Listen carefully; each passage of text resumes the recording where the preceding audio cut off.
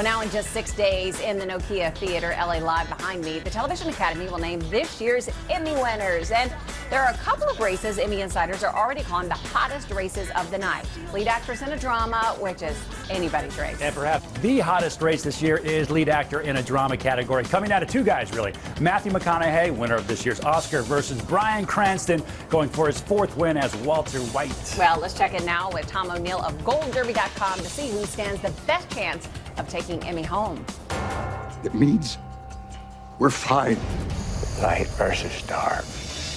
Matthew seems to be out front. He has an Oscar in his back pocket. In True Detective, Matthew McConaughey gives speech after speech after speech and then finishes up in the final episode of the season with a nice crying scene. I've never done a series before. And then I saw it. I loved the experience of making it, but then I saw it on television and I was like, I really love that.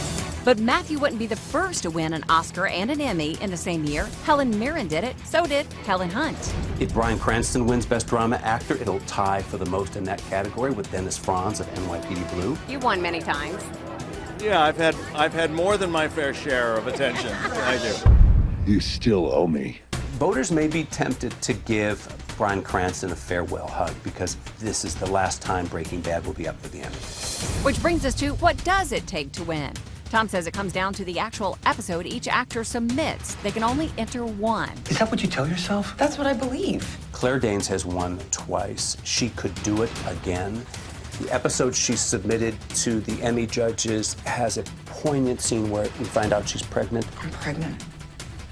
And then a horrific one where we must watch her watch the execution of her lover. Running! Some pundits think Juliana Margulies is out front. She's won in the past, and her episode this year is the one where Josh Charles is killed. She loses her lover at the same time that she's trying to split up with him. Robin Wright's episode in her finale features a crying scene that Tom tells us may be a bit over the top.